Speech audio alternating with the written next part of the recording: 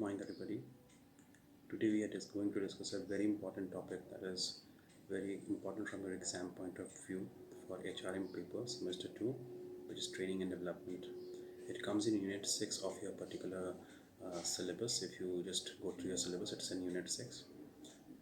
Now, trying to understand why training and development is important, the first thing that we need to understand is that there are a lot of changes which are happening across the industry, across the globe, across the world, and every company which is there in the market needs to adapt to these changes. Otherwise it will not be possible for it to survive in the economy. Now, what are those changes which are there? There is a short acronym for that particular changes, those particular changes, which goes by the name of PESTEL, wherein P stands for political, E standing for economic, S standing for social, T for technical, E for environmental, and L for legal.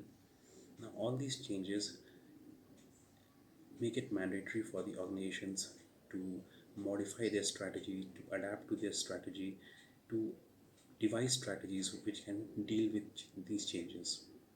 And the organizations cannot do it alone. They have to ensure that their human resources, the people who are working in the company, also do the necessary modifications in them. And that is why training and development becomes a very, very important topic under consideration. Training and development becomes very, very important for the sake of sustaining in the market. That is, now what are the benefits of training and development? When you train and develop your employees, they develop a positive attitude. That is number one. With training and development, you will find that the number of people leaving the industry, the attrition rate automatically declines. When you train and develop your employees, you have increased competitiveness, because the competition is a very big challenge for most of the industries. They want to go ahead and kill the competition, and for doing that you need to have trained and developed employees. It also increases your profitability, because once you have trained and developed employees, your efficiency and effectiveness rates will automatically zoom up, and it will lead to less wastage.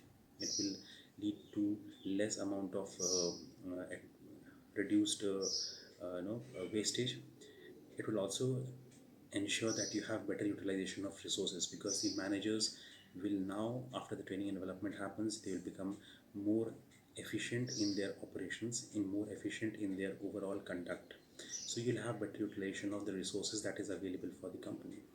And that is why training and development becomes a very, very important topic for the particular companies and for your syllabus too. Now, you find that every company tries to hire new employees, they hire unskilled employees, and they have certain potential managers who are to be groomed into competent managers. These training and development programs help all these new employees, the unskilled employees, and the potential managers into developing into motivated and committed employees, skilled employees, and competent managers.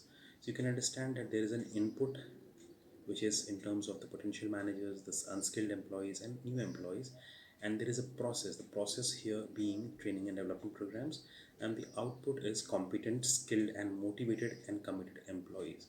So it's kind of a win-win situation for both of the employees and the employers. Now, very fundamental but still very important is that you understand the difference between training and development. Generally, people take both training and development in one particular breath, and they understand that training is equal to development, but that is not true. Training is the formal and systematic modification of behavior through learning, which occurs as a result of education, instruction, development, and planned experience, is the definition by which we can understand training. While development is any learning activity which is directed towards future needs rather than present needs, and which is concerned more with career growth than immediate performance. Now, the point of difference over here for training and development is training is a short term process, whereas development is a long term educational process. Training refers to instruction in technical and mechanical problems, whereas development refers to philosophical and theoretical educational concepts. Training is majorly targeted in, for most cases, for non-managerial personnel, whereas development is for managerial personnel, for the higher in this hierarchy bracket. So development is basically for people who are higher in the bracket. It's a long term uh, concept, whereas training is for an immediate skill. The last difference, which is very very important, is training is a reactive method of imparting a particular kind of education to the employees. It's a reactive process, whereas development is a proactive process. Now you get to understand the difference between reactive and proactive. Reactive is when something happens. Suppose, consider the hospital industry. Now the coronavirus has struck, and now if the hospitals start giving training to their nurses and ward boys, that's a reactive process. But if a particular problem, you planning in advance, that is called a development process, is a proactive developmental process.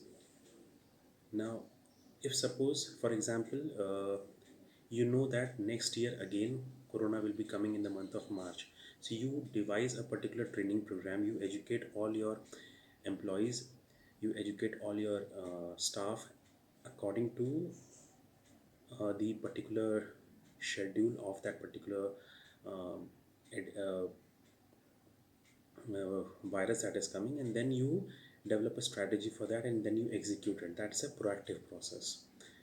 Now, that is the difference between the difference between training and development. Now, I hope you understand that.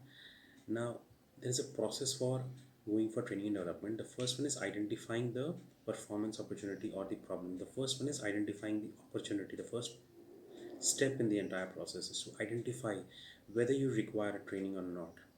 The second one is what knowledge and skills are to be required. We have to jot it down, we have to point it out.